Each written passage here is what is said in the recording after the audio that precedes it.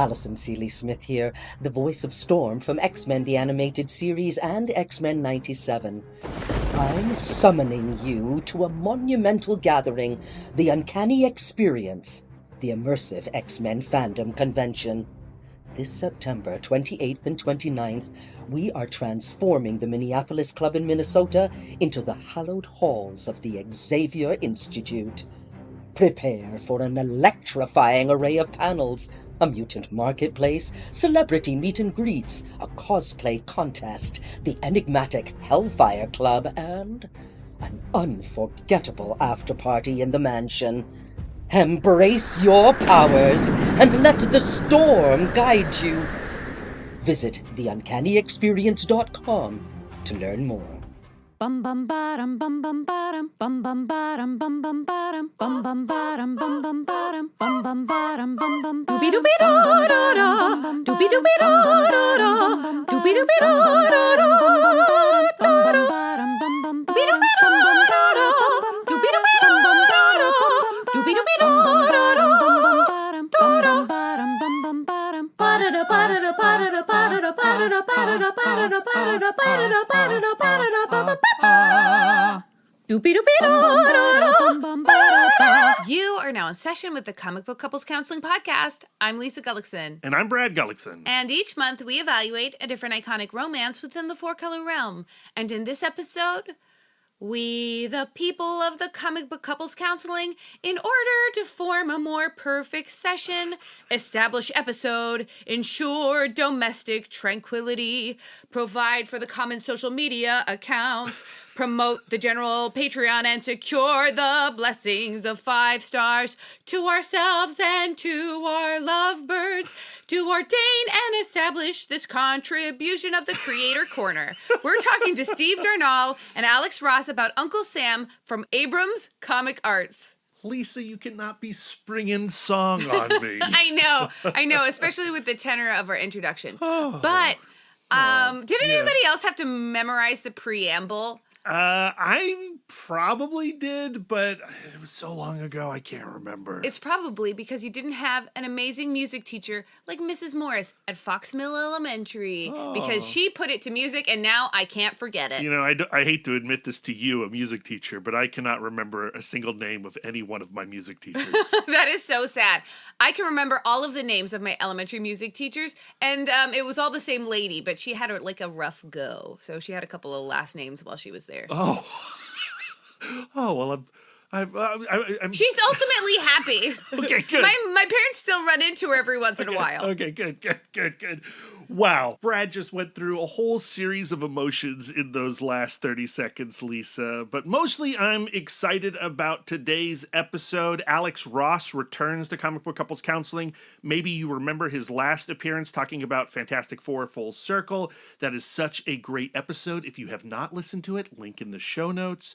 And this time he is bringing his buddy Steve Darnall onto the show to talk about Uncle Sam, which originally came out in 1997, which was a very different America, but in reading Uncle Sam in 2024, maybe not that different of an America. But before we talk about Uncle Sam, we would like to take a moment of reflection to celebrate the art and life of John Cassaday. Yeah, we just learned yesterday that he sadly passed away at the age of 52, which of course is way too young. It's still too early, and we don't have all the details of his passing. We do know that his sister Robin shared on Facebook that he had been admitted to the ICU a few days ago, and now he is no longer with us. And obviously our hearts break and go out to his family and friends. He meant everything to the comic book community.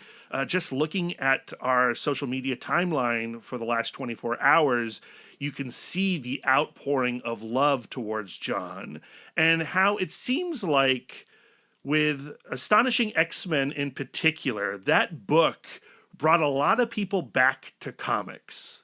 It was actually the book we chose to kick off our graphic novel book club like 15 years ago. I like to think of that book club as Comic Book Couples Counseling Volume 1 It in a is lot of definitely ways. where Brad and I learned how we like to talk about comics. Yeah, we've talked about it before on the podcast, but just for new people who are tuning in just to hear Alex Ross and Steve Darnall, Elisa, explain why you began that graphic novel book club.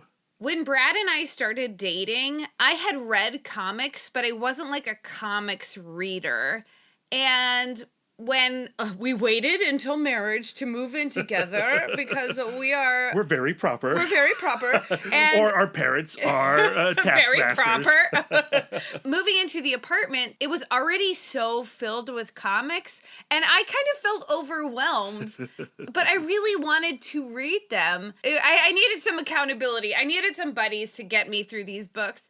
And so I started the graphic novel book club, and it was mostly like people who were comics curious. Yeah, coming out of movies like Iron Man and The Incredible Hulk and going, well, these movies are kind of interesting. What are these comics about? Yeah, and all of those people are still reading maybe not all of them, but so many of those people are still reading comics today. And I think a lot of that goes to starting off with a banger that is Astonishing X-Men. Yeah, that comic book, when I first read it, I was disillusioned by the big two, Marvel and DC. And I had been a big X-Men reader as a child, but had wandered away sometime around Age of Apocalypse. But I came back to comics thanks to Hellboy and Mike Mignola, and that got me back into the shops. And when I was in the shops, oh my goodness, there's Astonishing X-Men, and those covers leapt off the stands. The way he drew the X-Men was so luminous and so comfortable and emotional. The nuance he got through the acting, through the empathy, it really invited people to see themselves as X-Men. I cannot read Emma Frost comics the same way after Astonishing X-Men because of how John illustrated Emma's disdain. Like the power of his Emma stare has transcended that book and found its way into every other comic that came after it that featured Emma Frost. Whether that was intentional or not, Brad was putting John Cassaday's Emma into every Emma comic afterward. John Cassaday's art and outlook and contributions have left an indelible mark on the comics community, and it changed us as readers, and it changed our ideas about how we wanted to create a comics community around empathy and how we wanted to make our lives better through reading stories. You know, yesterday was a rough day. I went into the city. I took the metro. I love public transportation. And as I was going into the city, news came out that James Earl Jones had passed away. And, you know, James Earl Jones, an incredible icon. I go in, I watch a press screening. I saw Speak No Evil, which was terrifying and super stressful, but incredibly good, very upsetting. I come out. As I walk to the metro station, I'm on my phone and I see the news about John Cassaday. And through the entire trip home, I flipped through Astonishing X-Men on my phone using the Marvel Unlimited app. They don't sponsor us, but they should. And it was an incredible experience not to read the story through the captions and bubbles and whatnot, but just to read the story through the art. And it's incredible how you can get all the emotions with just John's illustrations. So if you're looking for a little comfort, maybe you already have revisited Astonishing X-Men, maybe you have revisited Planetary, or maybe you're planning on revisiting Planetary and Astonishing X-Men, I would also recommend taking a look at some of the comics that he's less celebrated for. He did that Planetary Batman crossover that's incredible. I was also last night looking at his few issues that he did with Uncanny Avengers, and like, I don't love Uncanny Avengers, but man, I love his work on Uncanny Avengers, and his Red Skull, the final splash page of that first issue where Red Skull has dug out Professor X's brain and put it into his own head. That page is such a great EC Comics page. Really fantastic. John Cassaday has created pages that have made us feel disgust, feel love, feel horny, feel excited, feel angry. And we've had a string of really wonderful interviews that have got me thinking about how when we look at a comics page, when we just flip and the art hits our eyes, we feel an emotion in an instant, you know? And that's something that John Cassaday did. He created pages where each emotion was ignited in us. And it's amazing to think how much skill, how much thoughtfulness, how much time, how much consideration it takes to make us feel something immediately. Yeah. A profound artist and creator, and it's a tremendous loss to the community. And obviously, it's like an unfathomable loss to his friends and family. So again, our hearts go out to them. But the work will last. And the inspiration that he's given to comics creators and comics readers will also last. Yeah. So thank you, John Cassaday. You are missed. Uncle Sam by Alex Ross and Steve Darnall. When was the last time you read this comic? Have you read this comic? Because neither of us had. Yes, Lisa and I were obvious fans of Marvel's and Kingdom Come, but for whatever reason, back in 1997, Uncle Sam was just not a book that either of us had picked up, and we only just read it last week, the week before. And when I picked it up, I had no idea that it was a reprint. Alex Ross's art is so entirely timeless, and this book is so prescient that the only hint that I had that it came out in 1997, I was like, it's really weird that they didn't mention 9/11. Right, you know? Yeah. When you're doing like this kind of like House of Horrors walk through American history, like that's gotta be in there. And then, of course, I read the introduction and the back matter, and I put it all together. But I think it's both inspiring and depressing how much I and Brad, I can speak for the both of us, You right? can. We relate to this book. The new edition from Abrams Comic Arts is called a Special Election Edition. And of course, if you're listening to this episode today on release day, which is Tuesday, it's also debate day. So the current American political climate and this election is very much preoccupying every corner of Brad and Lisa's imagination, and probably your imagination. We're terrified. And so here comes this reprint of Uncle Sam, which was a book that I didn't necessarily want to engage with initially, but hey, here's an opportunity to talk to Steve Darnall and Alex Ross, and this is a significant book from Alex's canon that I have not read before. So yeah, let's do it. Let's talk Uncle Sam right before the American election. I'm going to hate myself. And I got to the end of this book and I felt some kind of ease, some kind of solace. I really like how Uncle Sam challenges the concept of America and separates the dream of America from the dreamers of America. Uncle Sam, the person, starts this book flustered and stumbling and not knowing his own identity. He is kicked out of a hospital and left to wander the streets, homeless and alone. And he begins having these visions from American history that he finds challenging and alienating. Over the course of the book, Uncle Sam has to face American atrocities, hypocrisy, and his complicity within the whole context of what America is supposed to stand for. And the fact that they get that Uncle Sam to an optimistic place is quite a feat. Yeah. And I wasn't necessarily sure that they could do it as I was reading the book, but man, I was really impressed with the optimism and how you get that optimism through the challenge of America. Yeah, through the ugliness of America. You got to go through the gauntlet. You have to recognize all the awfulness that has occurred in the dream of America. And you say something at one point in this conversation with Alex and Steve, Lisa, that I think is critical to the American existence and something that we need to hold dear to our values. And I'm not going to spoil it here. We can talk about it in the outro of this episode.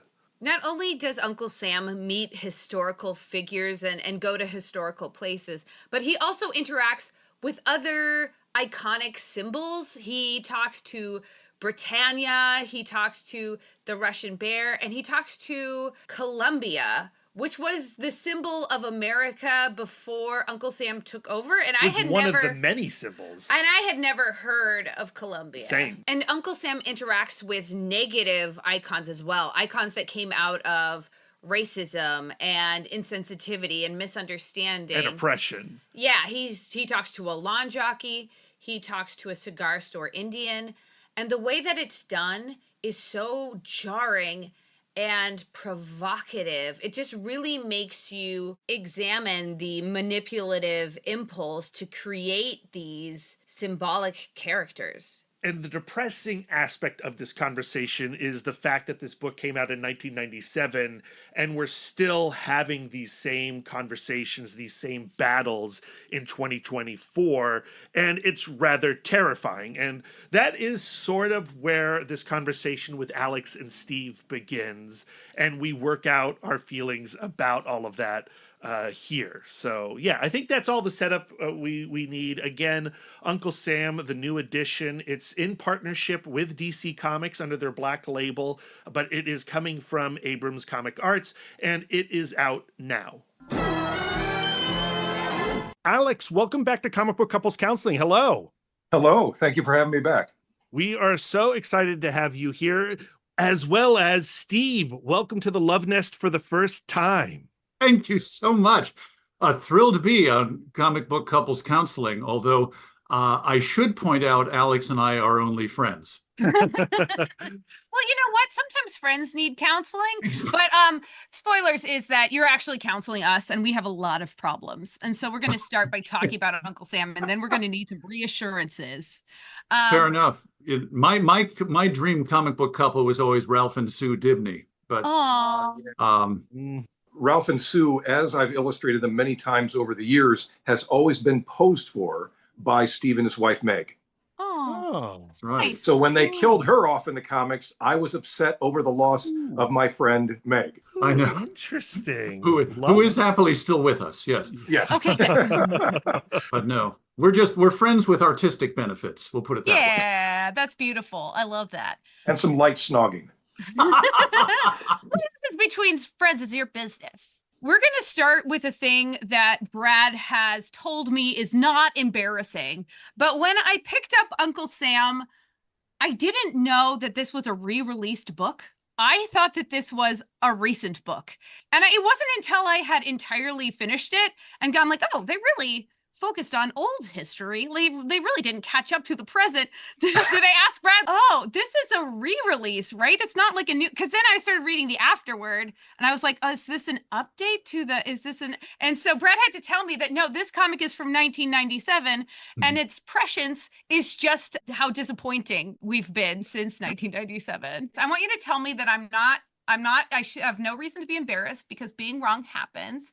But then also, does it disturb you how prescient constantly? But okay. What your question or your point brings to mind in a way is, what if Steve and I had just done this? Like if we were working on this in a contemporary time, what changes would you expect to have happened in this?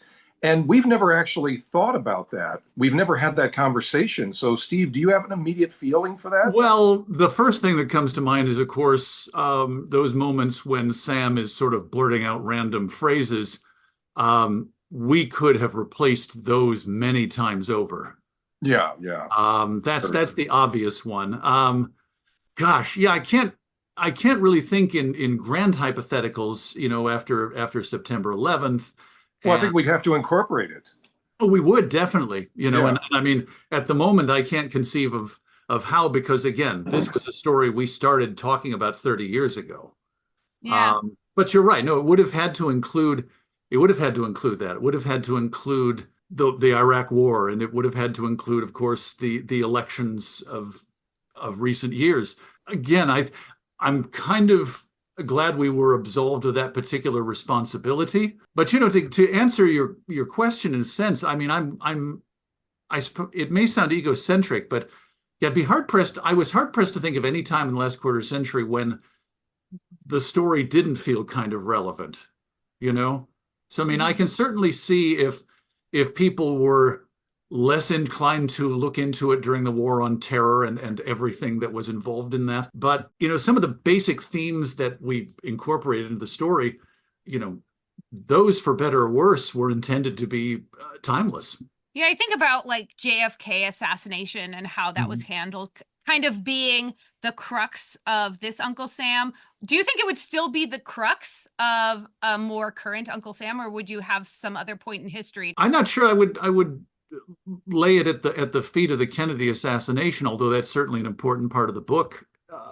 But I think about things like, one of the moments to me that was sort of important was when Sam's riding on the ship of state with Columbia, and there's the Declaration of Independence, and then there's a strong wind, and the corner flaps over, and underneath is the cover page of National Security Council document 68, which is the one that really sort of suggested that defense and business should unite. And that was to me kind of an important moment in how we got to where we were as of the time this story was written. But of course, yeah, if we'd written this book in the last quarter century, I'm sure a lot of it would be different. And who knows if it would have been quite such a novelty too. Because I mean, one thing I've noticed in the years since Sam went out of print is a lot of people seem to have taken advantage of this medium for telling historical and political stories. Yes. And that's tremendous. I mean, I'm not going to presume to say that we were the trailblazers or anything like that. But the fact is, if the book was of its time, a lot of stuff has come out since then to prove that this was a good medium in which to tell this story. Yeah, and I think that John Lewis's books, the March series, would be something that certainly doesn't owe any debt to us, but we have similar DNA. And we're using the medium in the same kind of passion for saying, yes, this is an appropriate medium for this. The way I interpret the ending is the spirit of Uncle Sam is the spirit of freedom, and the desire for freedom still prevails, despite like all of the pressures of our government and of being a capitalist society and all of that stuff. So like, to me, the more important thing is not that he receives $1, but that he gets his hat back. He gets to be the symbol, and the dollar just kind of blows away. By the way, just a point of nobody else's interest but my own, but the people putting the dollar in the hat is actually the real life models for Sam and Britannia. Wow. So the couple that I used, of course, I was making them look like they did when they were in probably the 1970s, but that was a loving tribute to people that helped make this project happen. And yeah, I mean, I think we say at one point toward the end of the book that, if America loses its way, it's the fault of the dreamers. It's not the fault of the dream. I mean, we're dealing with a system that's run by human beings who are, of course, imperfect. And there are going to be sometimes when, in an effort to execute what they see as a vision for America, they fail, because people do. And my God, sometimes we've seen people's definition of what America is or should be get horribly distorted. But in turn, we've also seen people who've been able to take corrective measures. It may never be the perfect democracy we want it to be, but as Alex has said, sometimes you cannot let the perfect be the enemy of the good. That's my quote? Well, that's what you said to me. I think I was quoting somebody else, but I know it's like there's the old Barney Miller joke where he says to Wojo, the fault lies not in the stars, but in ourselves. And Mojo just nods his head and says, Mojo, you know who said that, right? You did. Anyway, that part you can take out. Now I'll keep it in. No, Okay. no. Establish my cultural credentials there that I can quote 50-year-old sitcoms. In 1997, when the book was published originally, and you reach this conclusion, is it a conclusion that you are still very much aligned with in 2024? Yes, I would say so. Absolutely. Yeah. If only for the issues that you brought up about with the last 20 years of history saying, oh, yeah, that would have been interesting to note. But then at the same time, how contemporary the book feels is depressingly, staggering to our feelings on it. Like, wow, I wish things had seemed that they changed so far in another direction. I mean, aesthetically, the most different thing I can note for the book is that I would have drawn more cell phones in people's hands as they walked around, Sure. and more tattoos. That's about it. Uh-huh. Otherwise, the differences aren't really worth noting. Yeah, I'm not sure whose poster would have replaced the Rage Against the Machine image. Certainly there was cause for despondency in the last 2 decades. I understand that. But nevertheless, we've persisted, And for the fact that there was this war on terror of rather dubious origins, and the fact that people were actively peddling fictions to get us into a war overseas, the fact is that as best we could as a body politic, we learned from that, we rebounded from that, we moved on to what was hopefully going to be a step forward. And I appreciate if some people think we take one step forward and one step back, but the trick is to figure out how to not take the step back. And that's something that comes with experience, that comes with time. I mean, I think one of the tremendously exciting developments of the last 20 odd years is obviously the digital revolution has allowed us to hear all kinds of stories about America. From people who are in far more disadvantageous positions than I'll ever be. But I didn't know their stories because I didn't know where to look for those stories. Now they're there, and that's tremendous. And there should be more of those. There should be stories. There should be comics. There should be songs and poems. And if none of them single-handedly change the world, each of them is it's a little brick on that road that gets you hopefully to the next place, where at the very least you can realize those things that have been driving me crazy, I'm not alone. I'm not the only person who thinks this way, and that was one of the things that we wanted to tell people. It's like, look, if you think the way we think on this case, that you think American history, that America could be better than it is, we're with you. Let's find a community based on that. I love that. Like, I found just personally, like, my optimism cannot be a passive endeavor. I feel like when I become passive, that's when I become despondent and I lose hope and all of that stuff. Optimism has to be tended. You have to tend your optimism, or at least I do. I want to go back to the origins of your Uncle Sam and go to the choice of making Uncle Sam homeless. Like, what inspired that? And what maintained that idea throughout the creation of this comic? I think in purely pragmatic terms, it seemed appropriate for the mature reader's line with which we became associated. This was a big time for taking established characters and sort of dragging them through the mud. Very often for no purpose whatsoever. We felt we were doing it for a purpose. I think one of the things that Alex, I think you talked about was that the idea that there is value in all of us, and I think Alex, if I recall correctly, thought this was a great idea because it was a way of saying sometimes the spirit of America can be right under your nose, and sometimes don't discard out of whole cloth that homeless person who's lying on the gutter near you, because that could be the spirit of America. Or also that the spirit of America was effectively in the toilet when we were beginning to conceive this. So, and that was a very different time. The early 90s, we're supposed to reflect back upon and think that was a golden era of such growth and riches and ideals aplenty. And yet we felt terrible because a lot of what we saw around us and what we had studied seemed like the general spirit was one that was of a bit of despair. And this would encapsulate it to present the Uncle Sam icon in this fashion, bedraggled, was matching the moment.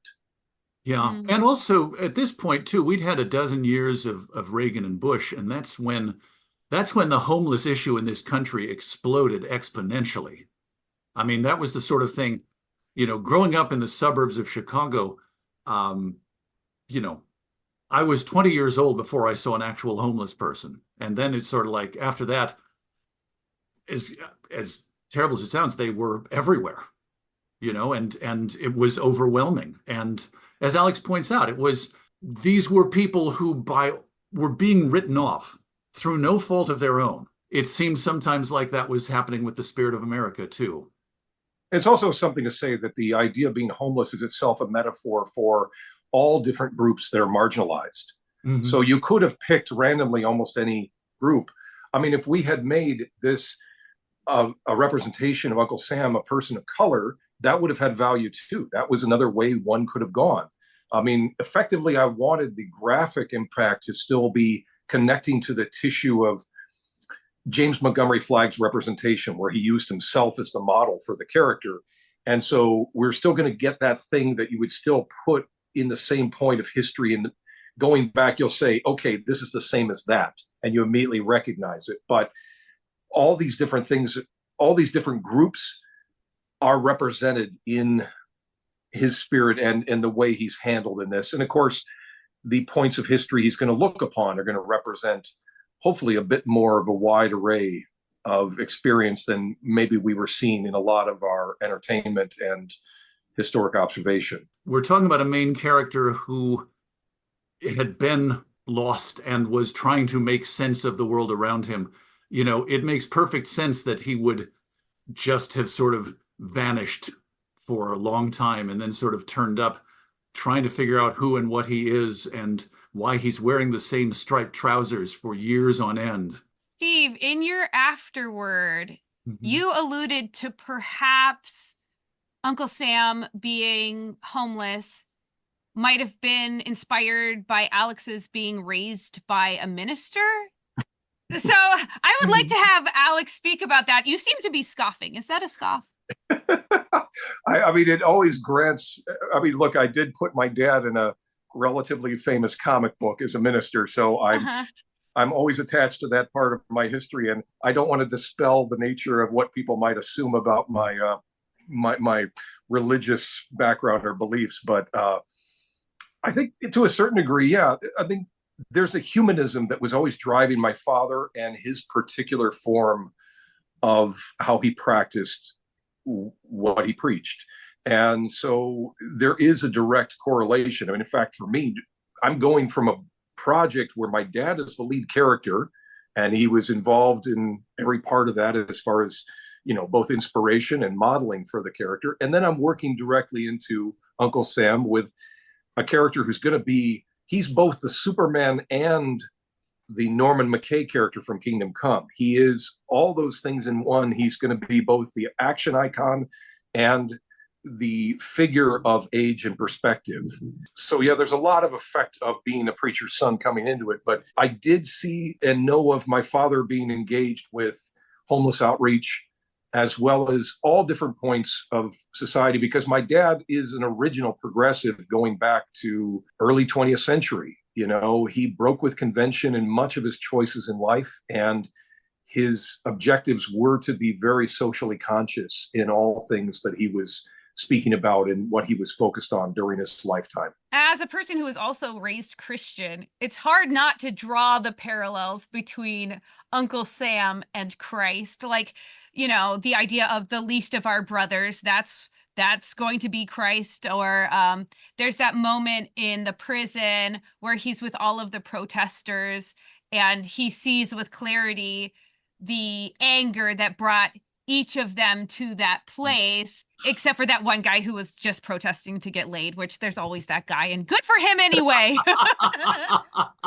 it's hard for me to not go okay, even though he is a character that has a lot of doubts, there are those moments where you're like, is that Christ? I mean, I guess Christ is all the way through all comic books. We can't avoid that, dude.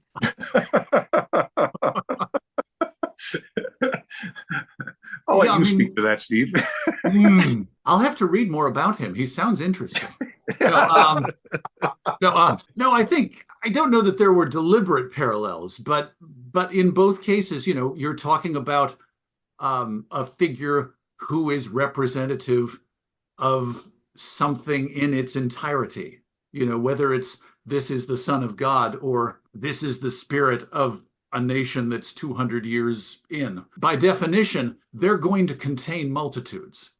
Whether that's I'm interested in, helping the sinners, not the righteous, or go into your closet and pray, or you're here because you got laid off from your job. Although, to be fair, I think that in terms of general visual allegory, I was probably performing a whole lot more Christian allegory in Kingdom Come than with Uncle Sam, even though Uncle Sam has more of the physical shape that would seem to represent more a Christ-like figure. I was doing most of that with my version of Superman. So I kind of did it so far with that this was almost a pulling back. I would love to talk about Uncle Sam's position within comics. And this is a Vertigo book, or was a Vertigo book. It's now Abrams Comic Arts, but also still has the DC Black label on it. Will Eisner, I suppose, is the person who brought the icon of Uncle Sam into comics, even though he didn't really work that long with that character before, DC's bringing him into the Freedom Fighters and whatnot.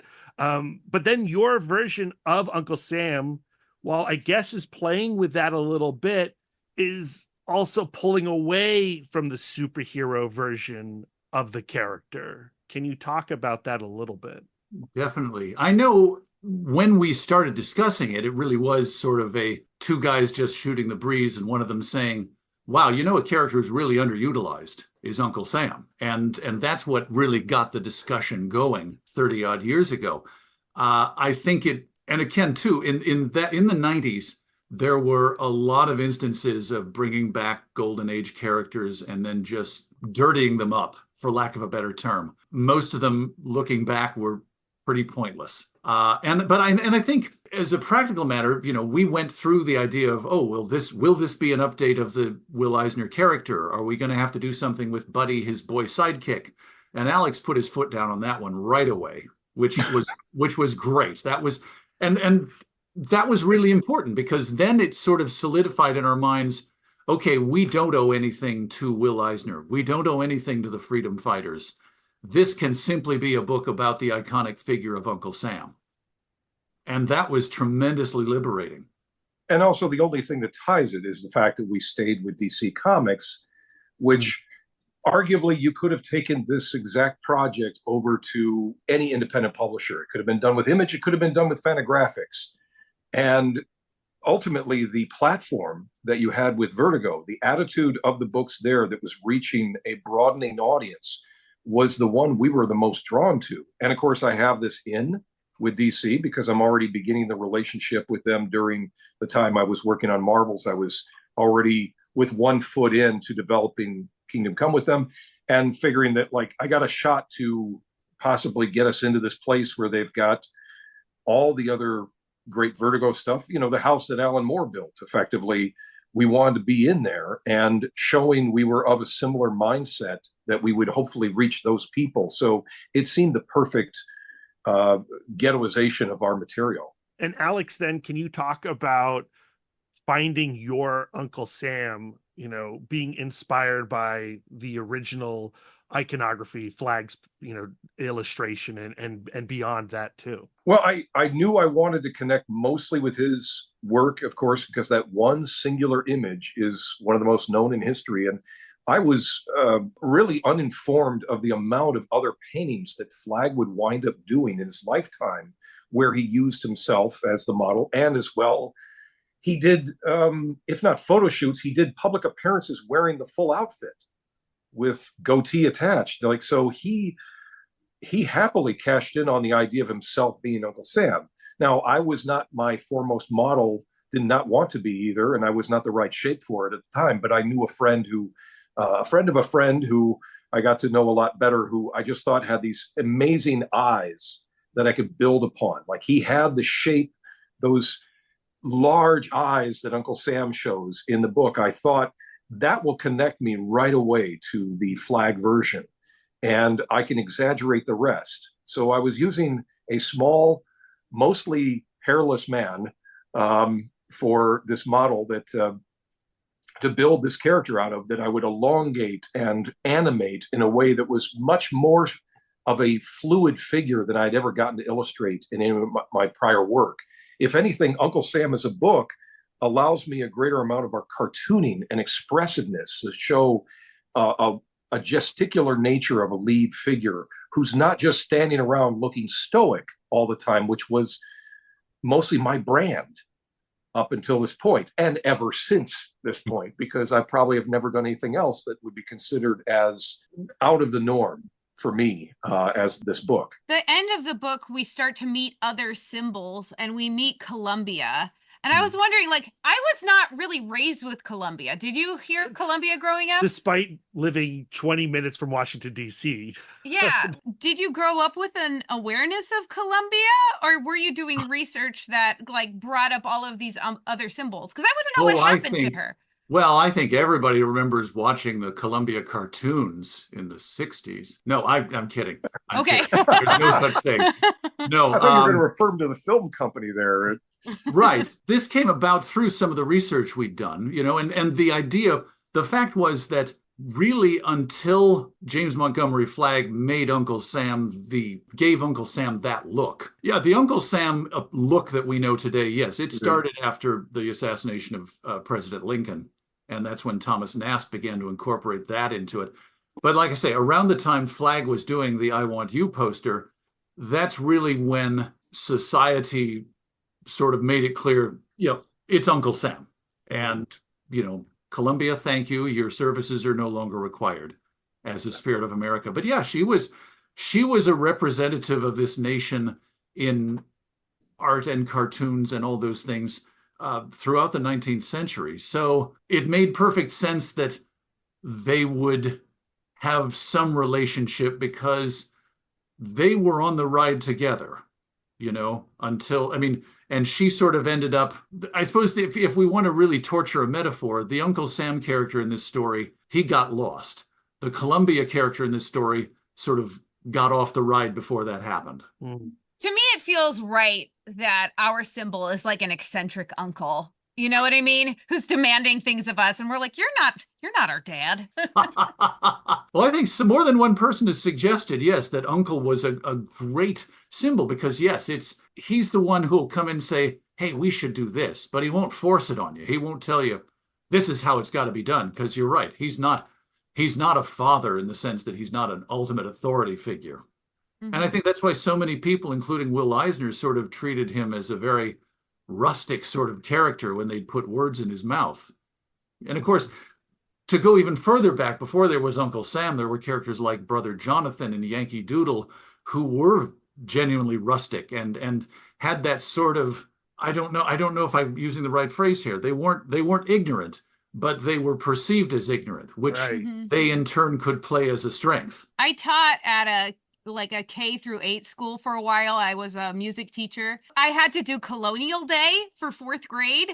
Ooh. And so I would teach Yankee Doodle Dandy. And like one of the facts about that song was that it wasn't a song written by our side. Oh, no. It was the British wrote that about us because we looked foolish. And then we're like, you think we look like fools? Well, yeah, we do. And that just set the tone. That's right. Who's surrounding you in Yorktown now, smart guy? I would love to go back in time a little bit to that early 90s moment when the two of you are talking back and forth and going, you know, like Uncle Sam, that's a character that needs revisitation. Why was that the initial thought that you both had at the same time? I mean, speaking for myself, I was thinking of some way that somebody could use the form of music videos to almost speak to issues of the day in ways I don't think I necessarily saw happening in the early 90s. And of course, that was much more a bigger part of my life, being in my early 20s, to watch any of that stuff. But the nature of the impact and the changing music scene going into grunge felt like issues of importance were emerging but not necessarily maybe speaking to all the things that culture needed to be reflecting on. And I kept thinking and visualizing an Uncle Sam figure. And I think I envisioned some of the homeless version of him in this context. Like imagine him sort of screaming out whatever kind of, late 60s protest song in a modern context. And so when Steve and I were always sharing ideas about what to get involved in terms of what inspires us. And of course, Steve should famously be known as the guy who passed on marbles. So let's put that on his epitaph. He worked with me in the very first draft of what I presented first to Kurt Busiek, and then it wound up turning into that series. But Steve wrote this final draft of my painted samples, which were the origin of the Human Torch I drew.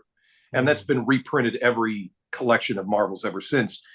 So I understood his skills and his intelligence as a collaborator was one I would love to take advantage of. But he also, despite working in the comic store every day of the week, was pretty much like, I don't care about a lot of this modern stuff. So he didn't have that facility towards it. Do you want to defend yourself, Steve? Well, only in the sense that I didn't have a lot of use for early 90s Marvel. Fair. Put it that way. And I mean, no offense to the people who are working on those books. They're probably all wonderful people. It's just not where my head was. And I suppose sort of like asking a jazz musician to play a Bach cantata. It's like, don't think you can just pick up the bass and plug right into everything. So yeah, I've never felt like the guy at Decca Records who turned down the Beatles or anything like that, because you should. No, because if I'd written it, it wouldn't have been the same book, and I would not guarantee you that it would have been as popular a book, I mean, that is a parallel universe. That's a what if. That's for when I write the what if book. Kurt was one of those people who'd been reading comic books since he was a child and knew the Marvel universe backwards and forwards. I didn't. I would have been playing catch up, and that wouldn't have been fair to the project, But Steve, yeah, fair enough. The Uncle Sam of it all. Yes, the Uncle Sam. Draw? Well, yeah, again, this was the early 90s, and like I say, we'd had 8 years of Reagan, and we were coming through 4 years of the first George Bush. And one of the things that had struck me was that it felt like we were living in two different Americas. There was this sort of flawless, shining city on the hill that we were being told to see. And then there's the America we were actually seeing. And I became very suspicious of the idea that simply declaring one's greatness is how you became great. That, to me, the fact that there was an Uncle Sam in the DC universe just sort of felt like, between that and what people like Alan Moore had been doing in the 80s with Swamp Thing, and then with Watchmen, of course, it gave me cause to think, boy, this character could be better utilized than 5 issues of the Freedom Fighters every 18 years. Whatever it ended up being, and I think Jeff Smith actually said, what we did was a 96-page editorial cartoon. Yeah, totally. And I just sort of felt like there was, at a time when the comics medium was taking these old established characters, and in some cases, some who had been forgotten for whatever reason, they were dusting them off, trying to modernize them, quote unquote, and prove their relevance in this postmodern 1990s society. Uncle Sam just seemed like a natural. And once we started throwing ideas back and forth, it became apparent that, this could be something more than an intellectual exercise. And I have to give Alex full credit for this, because let's just say it would have been easy for someone to have had the success he had and let it turn his head, in the sense of, hey, we're talking about this before Marvel's is even a reality. And Marvel's hits, Kingdom Come hits, some lesser artists might have said, I've got so many opportunities in front of me now. I can't go back to this thing from 6 years ago. Alex really did compartmentalize this in the sense of, he was going to do Marvels, he was going to do the book with his father, which became Kingdom Come, then he was going to do this book, and then see what happens after that. And I'm really grateful to him for having stayed with the plan. that he himself formulated. But it was a big one for plans. Yeah, I have such great memories of, and there was a time too when we were more or less neighbors. We lived about 4 blocks from each other, and Alex was working. We were both working day jobs, but at night Alex would come home and draw and paint Marvels. So I'd go over to his apartment at like 10 or 11 at night, and we'd watch Letterman, and we'd be throwing ideas around, and it was just sort of like it was a great experience, not only in the sense of, hey, this is where the story took shape, but also in the sense like, wow, I'm really, really enjoying this time we're having. You know, this is great. And I think it helped that by the time we actually got the go-ahead from Vertigo to do Uncle Sam, we were fast friends. You know, that made it so easy in the sense that we didn't have to explain things to each other. We didn't have to make assumptions about the other person's work. If there was a roadblock, we talked through the roadblock. Because we could do that. We've been doing it for 6 years, you know? Now, to be putting another shading of this whole thing, these are positive memories for Steve because also he wasn't single at the time. So I had all the dedication in the world to my craft because that's all I had. So that's true. And my wife was a freelancer, so some days she'd get up at 6 in the morning to go to work, and I'd say, "Oh well, you're going to bed. I'll walk over to Alex's place." That's right. Yeah. So I mean, I actually have been in bed by 6 at least, but it was a great experience. You know, I mean, I was thinking about this the other day. Years ago, I had the pleasure of talking to Alan Moore about From Hell, and he talked about researching it, and he said, and I forgive me, I have to do this voice, even though it's not really his voice. It was a bit like wading through sewage. And I knew what he meant because Uncle Sam was kind of, I wouldn't, you know, the learning curve about American history, that part wasn't the fun part. The fun part was getting to put these ideas down on paper and getting them to Alex and see what he'd draw in response. And then my looking at them and thinking, oh, you know, I could actually make this script a little bit better now that I've seen the artwork. And there's a lot of drive to the whole thing, basically working on something where you feel like you're always being judged. You know, my building up a body of published work by that point of like, okay, this is fine, this is entertaining, this suits this one direct market here, but is it relevant? And working on something you actually think, you know what, this is relevant. This is speaking to our history and our world and our country specifically, that's worth putting to record and making a commentary about, and hopefully getting reaction from people that you're engaging in a larger conversation than just, you know, how important it is to take on the idea of a world of superheroes if they were real. You know, I was only working on the umpteenth version of that in publishing at that point. Like, that's a story that probably been done better by others by the time I was getting to it. But hey, I made it photoreal. You know, I mean, that was my unique difference. So let's not disregard that. I mean, keep in mind, early 90s was a time when there was every possibility that we would be condemned to a future of endless cross-hatching. Correct. You know, and heroes who could not form any facial expression but a scowl with gritted teeth. And I mean, I'd seen Marvels long before the world had seen it, so I knew this was going to be a great book. Whether it was going to be a successful book, we did not know, but I'm so glad that it was, because it was really, we have to remember 30 years ago, that was such a breath of fresh air. I love seeing in real time someone just cheapening their talent. Like, oh, I'm just a photoreal guy. I'm a one-trick pony with my photorealism. Do you know how many people, if they had that pony, would write it everywhere? Nobody has that pony. That's your pony. I appreciate that. You see, I come to a lot of my self-assessment in the idea that there were these very talented people that preceded me in the form of painted comics going through the 80s into the 90s. And many of them came in, did their thing, sometimes touching on the main genre of superheroes, but many of them just sort of planted their flags and then moved on to never wanting to touch it again. And these great group of talented people like Dave McKean, Bill Sienkiewicz, Kent Williams, John Muth, they didn't seem to really value the idea of, well, what if I really make this my thing and I show like, okay, you can do so much more with this. I don't think they cared. They were like, yeah, I can paint Batman to look real or whoever, but that wasn't what stimulated them. And I was looking to compete with a marketplace that I thought was almost devolving into such a caricature that, as Steve says, the cross-hatching and the exaggeration just got to the point of like, really, every book is going to be like this now for the remainder of the decade? Are you kidding me?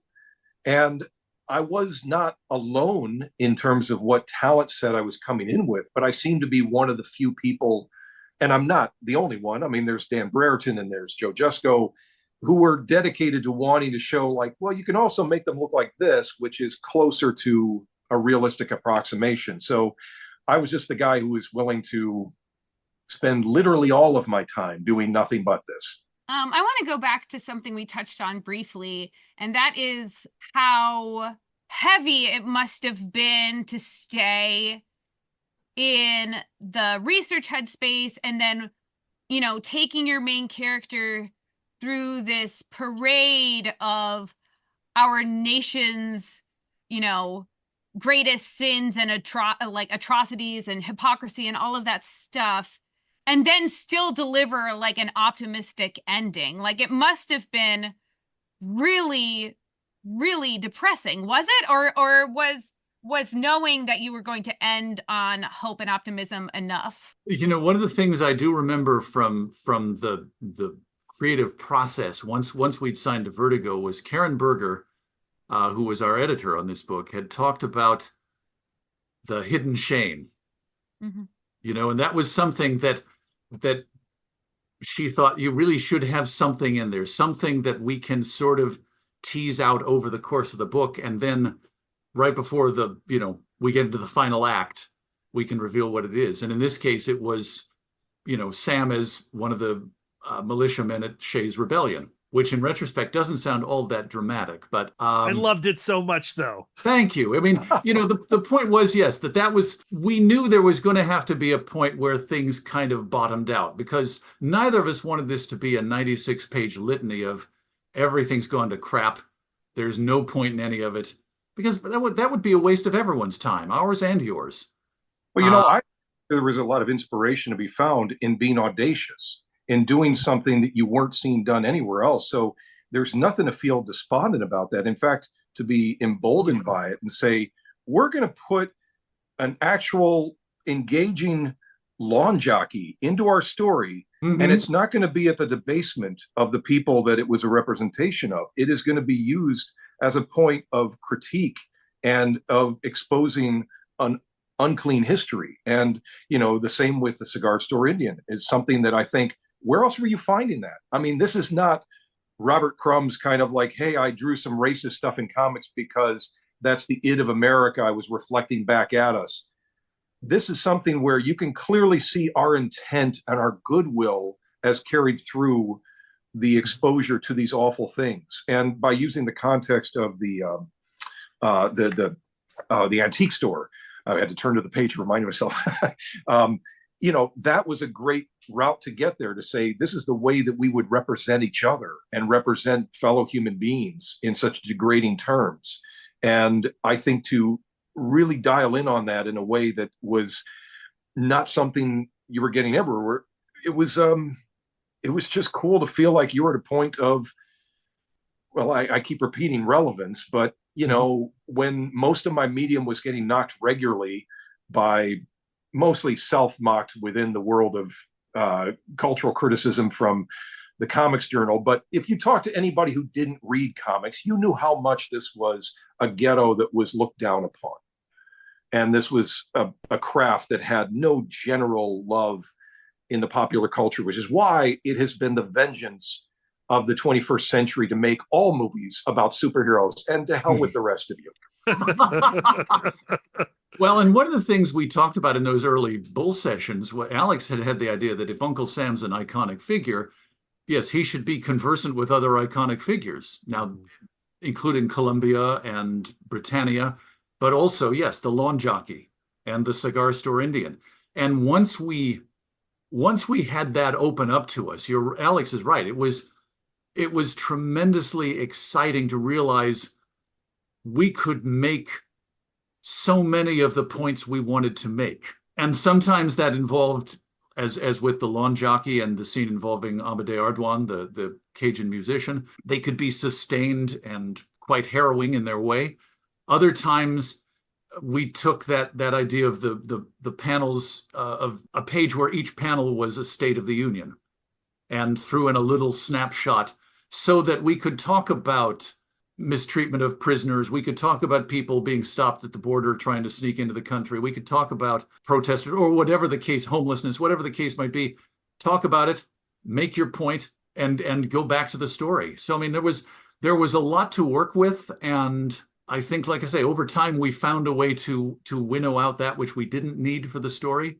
And again, between Karen Berger and her associate Joan Hilty, and seeing what Alex was doing, it was, I found the whole thing a tremendous experience, and I'm so grateful to all of them, because the truth of the matter is, prior to Uncle Sam, I'd never written a comic book story that was longer than 10 pages. So astonishing. There was a leap of faith everyone was making in my abilities, and bless them all.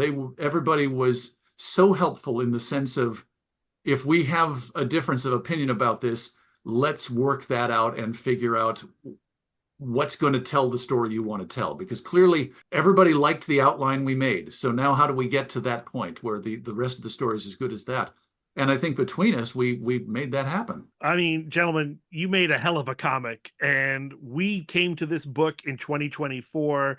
We did not read it in 1997. It did feel like a book of 2024. It is the special election edition. I am so tense and anxious about the coming weeks, but I did find some solace in this book, and I thank you both for it. Oh, thank you. Thank you very much. We didn't assume that it was going to solve all the world's problems. Tempting as that would be. You did. Okay. I'm so sorry, Alex. Well, what's the old Peter Cook joke? It's like, finally, someone wrote an anti-war song. This should square things away. I think one of the reasons you create stories like this is so that you've got this little marker, this little seed you can plant that says, this is where we were when we told this story. And if we're lucky, it'll resonate with people who read it whenever they read it. And maybe they come away thinking, okay, I'm not the only person who feels this way. And then from that, you build a community. And from that, you make change. Yeah. A rallying cry. Stories can be rallying cries. It's activating. Uncle Sam feels like one. Again, you've been so generous with your time, and we've kept you trapped in our Zoom room for so long. But we thank you so much for this conversation. Thank you, Lisa. Thank you so much. This has just been an absolute delight. The pleasure was ours, mostly ours. Well, I'll do my figuring and get back to you on that. And there you go. Our thanks again to Steve Darnall and Alex Ross for talking Uncle Sam with us. And Lisa, the thing that I didn't say in the introduction of this episode that I wanted to talk about now is the moment in this conversation where you talk about hope and how you have to be proactive with your hope. And I absolutely agree with that. And I think it's essential to being an American. I also think that the fight is never over when you're an American, and probably when you're a person. And that can be incredibly exhausting. And finding ways to maintain that fight in yourself without succumbing to apathy and exhaustion is maybe the biggest challenge. I think one of the greatest myths about hope is that someone else can give it to you. Like, people can suggest, the Brene Brown thing. Hope is a cognitive process, right? You can't have hope unless you have a plan or you have a vision of how things are going to be better tomorrow.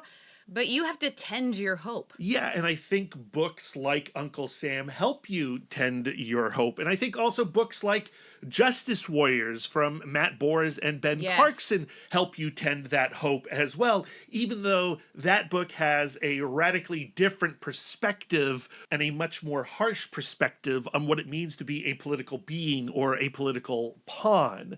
I have been thinking about something that I have mentioned on the podcast probably many times before, but it is a quote that we heard in person from Boots Riley when we attended a screening of Sorry to Bother You at the Angelica Film Center. And it happened when someone asked him about the power of art and if art can change the world. And he said that he did not believe that art could change the world, but art could be a rallying cry for people to gather around. And I do think books like Uncle Sam and Justice Warriors and Justice Warriors of 2, Vote Harder, just came out today as well. Those books can be rallying cries for people to circle around and unify and get proactive and make change. There has always been this movement that says that you cannot criticize America, that America is some kind of like sacred thing. It's that shining city on the hill, Lisa. But you can't make something better without being able to say how it is wrong and how it has been wrong. It is actually way more hopeful to criticize our past than it is to sanctify our past. Or ignore it altogether. The reason it's depressing in 2024 to look back at 1997 and see all the same things is because we don't read our history, right? Because we don't learn from our history. And it's more accessible than ever. Yeah. The question that I wanted to ask was like, in the back matter, Steve mentioned how he wanted to make corrections, like he had misattributed a quote to Lincoln. Yeah. And Alex was like, we're not George Lucas. We're not here to update or change or correct. It's really special that this book came out in 1997 and they didn't have Google. We have right. such access to information now. It's really on us to use it. Yeah. Another cool thing in this conversation is how Alex talks about his use of caricature in this book. I feel like photorealistic caricature isn't something that could be done in any other medium. Yeah, you got to do it in comics. Right? And now, Can you like, because there are films that do it, but then those films become like this completely other thing. Right. That Yeah, absurdity doesn't translate as well. I mean, for me, I'm excited to take the content of this conversation and then apply it to a reread of Uncle Sam and also a reread of Marvel's and Kingdom Come, because I do feel like Uncle Sam is a trilogy capper to those other two masterworks from Alex Ross. And I would really encourage people to pick up the new special election edition from Abrams Comic Arts, because the back matter is so strong. That afterword that Steve does is incredible, and it shows just all the thought and research that he put into his graphic novel. This is a feat of comics writing as much as anything else. The superhero version of Uncle Sam that appears in DC Comics, thanks to Will Eisner, and periodically pops up in The Freedom Fighters, is a character I never really wanted to engage with. And I don't think that this book ultimately engages with that version to its benefit. This is a deeply personal work from two singular minds, and Steve Darnall, in wrestling with his feelings about America, helped me wrestle with my feelings about America. And I think it could do that for a lot of readers. They've forever changed how I see those old posters. Yeah, that's a fact. And it has also made me want to go back and do a little bit of my own research and explore more of James Montgomery Flagg's work. I loved what I saw in the back matter provided by Alex Ross and Steve Darnall. So yeah, there's a rabbit hole for me to continue to dig into. And talking about rabbit holes, this is my transition into talking about next week on the podcast. Christian Ward is back, going full spoilers on Batman City of Madness. And I love this conversation, and I love thinking about Christian Ward's Gotham and Yeah. the Gotham below. This is a conversation that you're going to want to prepare for. Yes. Please read City of Madness, like we've done with Beneath the Trees Where Nobody Sees and Do a Powerbomb and John and the Impossible Monsters. We go through this thing and really tear it open and spoil everything about it. It's a great conversation. We've had it already. Christian is the best and likes to go where we like to go. The other thing we need to tell people, last week we talked about the Pots and Panels, a comic cookbook anthology that Lisa and I have a short story in. It's called The Vegetable. It's illustrated by Gerald von Stoddard. We are a month out from its Kickstarter. October 1st it's going to launch, but its pre-launch page is already up. You can go to the link in the show notes of this episode, click on it, and hit that notify me on launch button. You're going to be hearing more and more about The Vegetable as we get closer to October. It's the first time Lisa and I have ever written anything together. We're incredibly proud of it. It is a very personal story about my weird food phobia and how it brought Lisa and I closer together early on in our dating life.